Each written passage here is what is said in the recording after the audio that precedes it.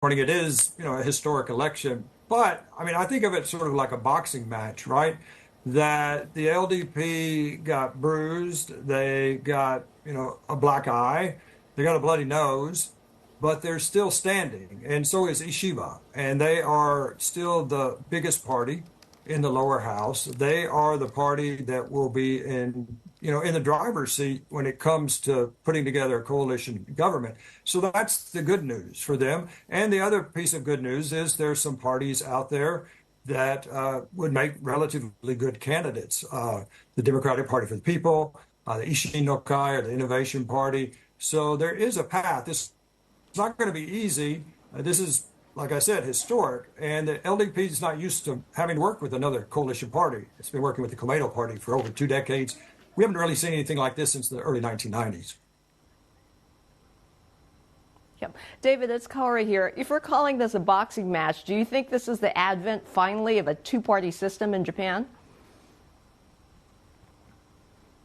I mean, I think it's too early to make that call, right? So the last time this happened when we really had a two-party system was in 2009, when the Democratic Party took over and ruled Japan from 2009 to 2012. And, I think a lot of Japanese voters have a very bad memory of that time. We have the Constitutional Democratic Party, which is, a lot of the former members of the Democratic Party, but it's still not that big. As you said, it has 148 seats in the lower house now, but you still have the Innovation Party that has a significant number of seats, as well as the Democratic Party for the People, which really did well. We're in definitely a period of uncertainty, I would say that. David, it's Lynn here.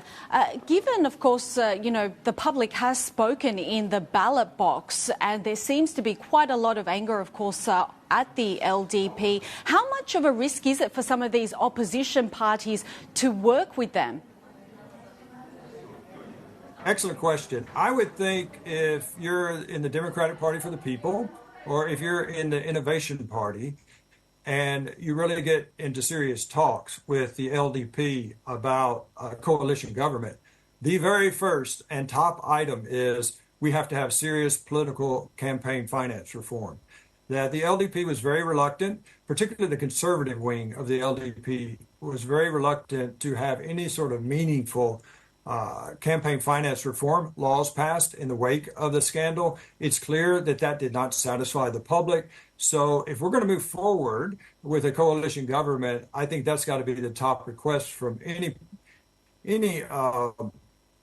coalition partner, because if they don't request that, then they look like they're getting bed with the in bed with the LDP, which is really tainted. So I think that's got to be a major condition of any coalition government forming.